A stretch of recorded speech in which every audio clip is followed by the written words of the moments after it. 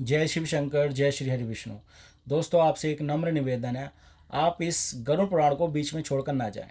अगर जाना ही है तो आप शुरू में जा सकते हैं, क्योंकि इस गरुड़ पुराण में बताई गई ऐसी अनेकों बातों को जब आप जान लेंगे तो शायद आप उन कुकर्मों को, उन पापों को करना छोड़ देंगे, जिन पापों के कारण व्यक्ति को मरने के बाद नरक ले आया जाता है, जो नरक में जो पीड़ा सहन करनी पड़ती है, और उन पीड़ाओं को कल्पना मात्र से यानी सोचने मात्र से ही रूह कांप उठती है।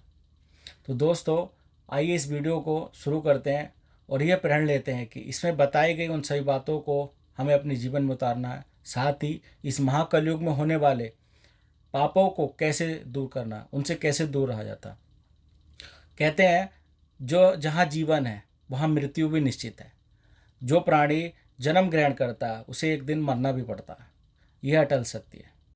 दोस्तों, पहले अध्याय में पंचराज गरुड़ ने भगवान श्री हरि विष्णु से निवेदन किया और कहा, हे प्रभु, मैंने तीनों लोकों का भ्रमण करने के बाद उसमें रहने वाले लोगों को देखकर यह निष्कर्ष निकाला है कि वह सभी दुखों में ही डूबे रहते हैं।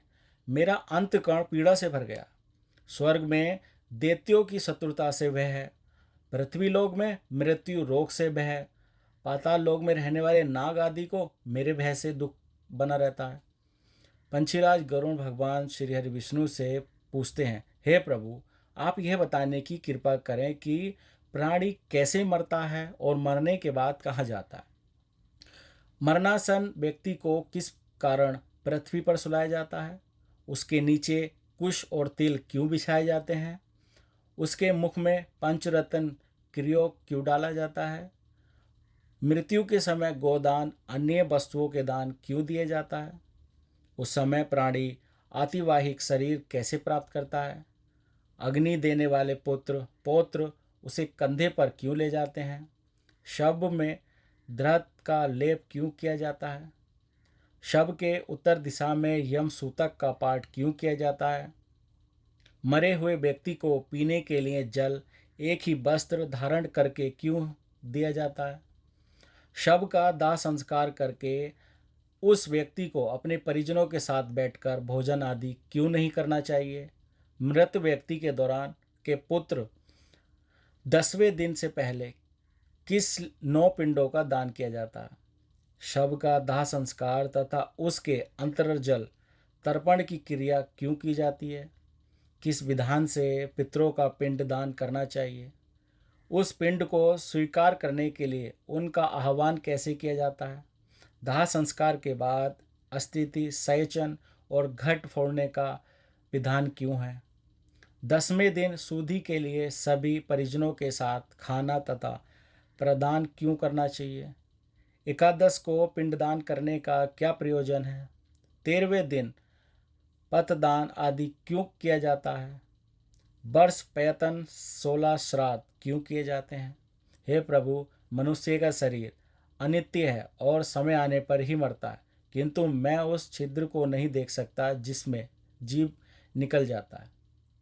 प्राणी के अपने जीवन काल में किए गए पाप पुण्य दान आदि शरीर के नष्ट हो जाने पर उसके साथ कैसे चले जाते हैं। मरे हुए प्राणी के लिए स्पंदीकरण क्यों होता है, जो मनुष्य पापी दुराचारी अथवा बुद्धि है, मरण के बाद वे किस स्थिति को प्राप्त होते हैं। हे उपेंद्र, मनुष्य की मृत्यु के समय उसके कल्याण के लिए क्या करना चाहिए, मृत्यु और शमशान भूमि तक पहुँचने की कौन सी विधि है, चिता में शव को जलाने की क्या विधि है, तत्काल तथा विलंब से उस जीव को कैसे दूसरी देह प्राप्त होती है, यमलोक को जाने वाले के लिए वर्ष पैतन कौन सी क्रियाएं करनी चाहिए, दुर्विदित अथवा दुराचारी व्यक्ति को पंच मृत्यु होने पर उसका प्रायश्चित कैसे किया जा सकता है, प्रांचक आदि से मृत्यु होने पर पंचक शक्ति शांति के लिए क्या करना चाहिए, बहुत से पापों को करने पर भी इस संसार को पार कर प्राणी आपको कैसे प्राप्त कर सकता है। हे देव, आप मेरे इस संपूर्ण भ्रम को विनिष्ट करके समर्थ हैं। मैंने आपसे यह सब लोग मंगल की कामना से पूछे, मुझे बताने की कृपा कीजिए।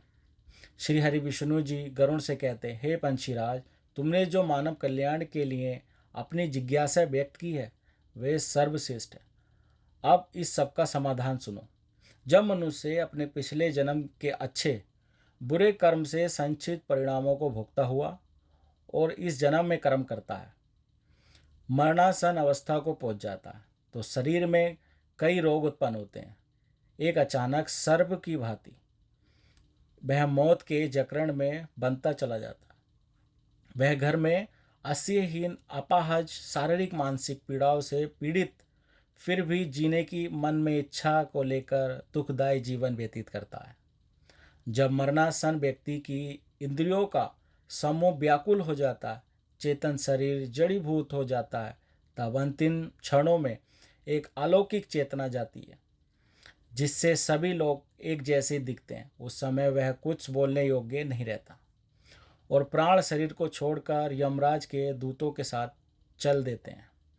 जब प्राण शरीर को छोड़ते हैं तो बहुत कष्टदायी देते हैं और ऐसा दर्द होता है जैसे 100 बिच्छुओं ने डंक मारा हो। उसके मुंह में झाग बनती है और सारा मुंह थूक से भरने लगता है। उस समय जो प्राणी दुखात्मा होते हैं उन्हें यमदूत अपने पाशबंधों में जकड़ कर मारते हैं।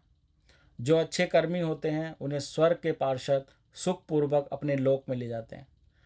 भीम काया दुराकृति यमराज के दूतों को देखकर ही पापियों के मन में भय उत्पन्न हो जाता है। हाहाकार करता हुआ अंगूठे के नाप जितना मृत मनुष्य अपने घर को देखता हुआ यमदूतों द्वारा घसीटा हुआ रास्ते में अनेक यातनाओं सहता हुआ यमराज के सामने ले जाया जाता है। जीव अति भयानक यमराज की काया को देखकर और फिर उसके आदेश पर तुरंत वापस अपने मृत स्थान पर यमदूतों के साथ आ जाता है। वह वापस आने के बाद शरीर में जाने की कोशिश करता है, पर यमदूत उसके गले में फंदा डाले रहते हैं। उसे भूख और प्यास बहुत सताती है और बहुत रोता है। अपने पुत्रों द्वारा अर्पित की हुई चावलों की खीलों को वह खाता है, फिर भी भूख नहीं मिटती। जिन आत्माओं को यह खीलें नहीं मिलती वह सुनसान जंगल में भटकती रहती हैं। दोस्तों, इस अध्याय में गरुड़ जी द्वारा पूछे गए अनेकों सवालों के बारे में हमने जाना। अब हम आने वाले उन सभी अध्यायों में जानेंगे। चलिए मिलते हैं अगले चैप्टर में और जानेंगे मरणासन व्यक्ति को किस कारण पृथ्वी पर सुलाया जाता है। अगर इस वीडियो में बताई गई जानकारी आपको पसंद आई हो तो हमें कमेंट करके ज़रूर बताएं। चलिए तब तक अपना ख्याल रखिए, सुरक्षित रहिए, अपना ध्यान रखिए। जय श्री हरि विष्णु।